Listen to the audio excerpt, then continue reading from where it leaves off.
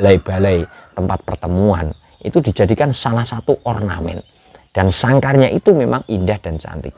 Bahkan sampai para utusan-utusan gubernur jenderal di masa itu Hindia Belanda itu terpesona dan terpukau tentang, kalau tidak bisa yang sulit-sulit, kita ambil yang mudah, simpel dan murah meriah, yaitu pelihara saja burung perkutut jika ingin seperti raja.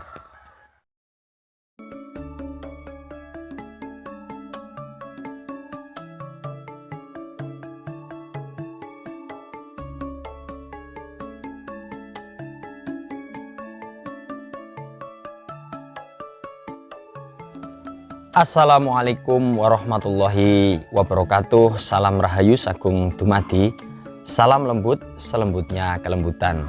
Parandoro dimanapun Anda berada, berjumpa kembali. Selamat datang bertemu kembali bersama kami saluran YouTube Cah Bejo, pemerhati sejarah budaya dan adat istiadat Nusantara. Pada kesempatan kali ini kami akan mengajak Anda untuk berdiskusi tentang seputar kegemaran kita, yaitu mengenai burung perkutut. Spesifik yang akan kita bahas pada kesempatan kali ini adalah beberapa literasi yang menyatakan bahwa ada beberapa alasan yang dijadikan dasar kuat mengapa perkutut merupakan salah satu burung yang dipelihara oleh raja-raja di tanah Jawa. Tetap bersama kami, setelah ini kita akan bahas secara lebih mendalam.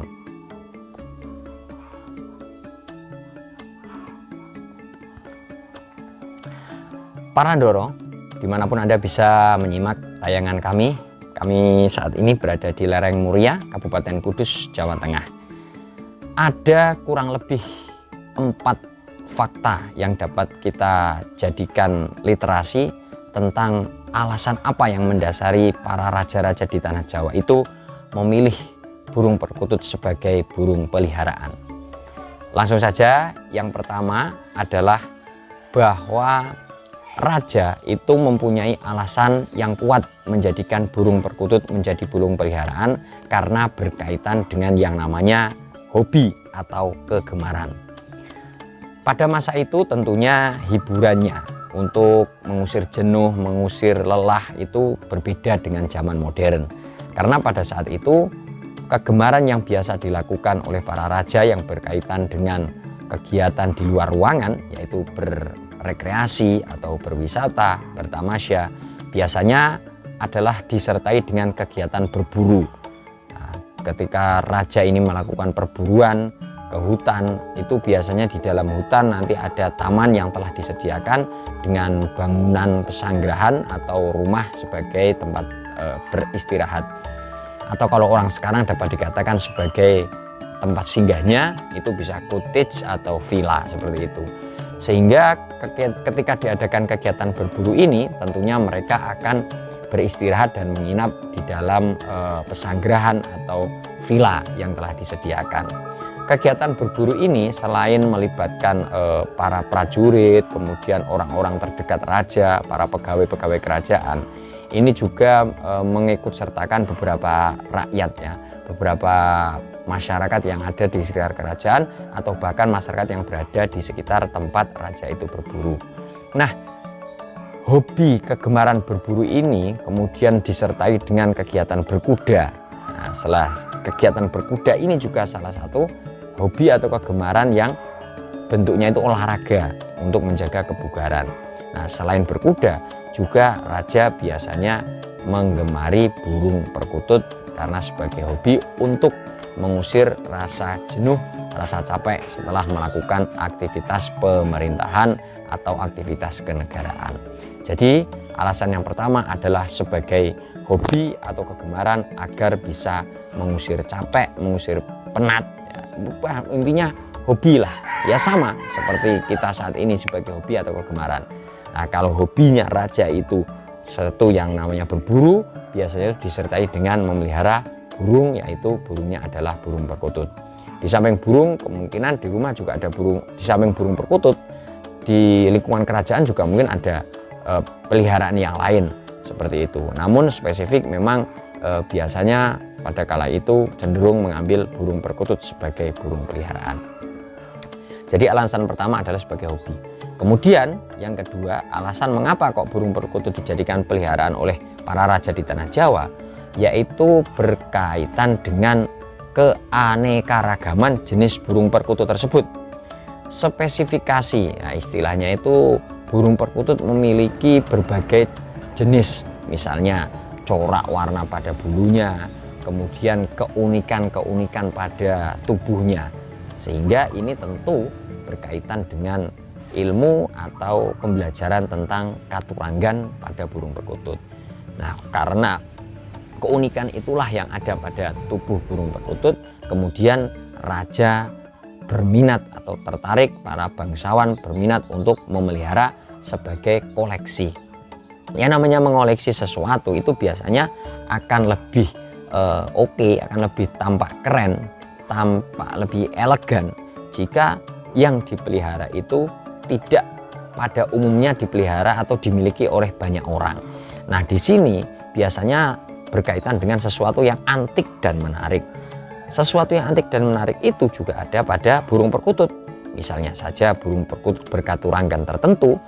Nah, hal ini kan tidak dimiliki oleh semua orang, sehingga menunjukkan prestisius atau kelasnya itu high class. Nah, sehingga dipelihara untuk dijadikan pajangan seperti itu. Next, selanjutnya alasan yang ketiga mengapa burung perkutut dipelihara oleh para raja adalah sebagai wahana atau sebagai sarana untuk berkomunikasi dengan masyarakat, berkomunikasi dengan rakyatnya. Biasanya ketika raja itu menginginkan sesuatu yang terjadi, peraturan atau hal-hal yang agar terkondisikan di masyarakat, itu raja cukup meminta kepada pegawai istana, nah dalam hal ini para ahli tulis misalnya, atau para pemikir-pemikir yang berkaitan dengan sastra misalnya, membuat kisah-kisah atau cerita-cerita. Nah, di situ raja bisa dengan mudah menyelipkan hal-hal yang bersifat kebijakan-kebijakan atau perintah-perintah atau ya pitutur-pitutur kepada kawulonya, kepada rakyatnya melalui burung perkutut. Burung perkutut satu misalnya, kemudian dicatat atau ditulis ke dalam sebuah kisah atau literasi yang bersifat kebudayaan. Kemudian setelah dicatat, dipublikasikan, disampaikan kepada masyarakat. Nah, dari situ masyarakat akan mempelajari tentang informasi-informasi apa yang ada di literasi atau di catatan. Nah, dari situ raja bisa masuk untuk memberikan pemahaman-pemahaman informasi-informasi yang baik kepada masyarakatnya. Jadi fungsinya adalah dijadikan sarana untuk menyampaikan informasi kepada masyarakat melalui tulisan-tulisan yang berkaitan dengan informasi catatan mengenai burung perkutut. Oleh siapa? Ya oleh para penulis di istana. Nanti informasinya disampaikan kepada masyarakat. Itu yang ketiga. Kemudian Parandoro, yang keempat ini adalah berkaitan dengan selera seni. Ya, tentu saja setiap raja atau setiap penguasa di kala itu berbeda-beda, mempunyai selera seni yang cukup unik-unik. Ada yang berkaitan dengan seni sastra, seperti berpuisi, bernyanyi, itu bercerita, mendongeng, ya, itu adalah berkaitan dengan sastra. Ada juga yang hobi dengan berkaitan arsitektur, tata kota, bangunan-bangunan, kemudian hiasan-hiasan. Nah, di sini baik raja yang hobi tentang puisi, tentang menyanyi, sastra, di sana disematkan tentang informasi berkaitan dengan burung perkutut. Misalnya saja ketika akan menyanyi tembang-tembang Jawa, kemudian ada gending, di situ ada burung perkutut yang manggung. Nah, sehingga di sini ada korelasi keterkaitan antara manggungnya burung perkutut yang memang sengaja dipelihara oleh para abdi kerajaan atau bahkan raja itu sendiri dengan tembang-tembang, dengan lagu-lagu yang dinyanyikan. Nah, ini ada hubungannya. Kemudian tadi juga digunakan sebagai sarana informasi. Nah, selain itu kalau yang hobinya bukan berkaitan dengan seni menyanyi misalnya, ada yang berkaitan dengan arsitektur, penataan kota, hiasan-hiasan. Ini burung perkutut dimasukkan ke dalam sangkar, sangkarnya dihias yang indah, kemudian diletakkan di titik-titik tempat tertentu, di titik-titik istana, di titik-titik rumah, di sekitar alun-alun, biar disaksikan oleh banyak orang. Nah, nyatanya juga pada beberapa literasi di masa pemerintahan kolonial Belanda itu ditemukan bahwasanya memang raja menggemari menggantungkan sangkar burung perkutut itu di wilayah sekitar kerajaan. Ada juga di balai-balai tempat pertemuan, itu dijadikan salah satu ornamen. Dan sangkarnya itu memang indah dan cantik. Bahkan sampai para utusan-utusan gubernur jenderal di masa itu Hindia Belanda itu terpesona dan terpukau tentang keunikan sangkar pada burung perkutut. Nah, dari sini Pak Randoro, maka kita dapat menarik kesimpulan bahwa 4 hal tersebut adalah merupakan sesuatu yang dijadikan dasar oleh para raja mengapa ikut memelihara burung perkutut. Oleh karenanya, sebagai orang biasa, kalau ingin menjadi seperti raja, cukup mudah. Kalau tidak bisa yang sulit-sulit, kita ambil yang mudah, simpel dan murah meriah, yaitu pelihara saja burung perkutut jika ingin seperti raja. Terima kasih. Semoga apa yang kita diskusikan pada pagi hari ini dapat bermanfaat. Kami pamit undur diri. Sampai berjumpa pada pembahasan yang lain, dan tetap jaga kesehatan diri, jaga kesehatan burung perkutut, dan jaga kelembutan hati. Salam Rahayu, Sagung Dumadi, salam lembut, selembutnya kelembutan. Assalamualaikum warahmatullahi wabarakatuh.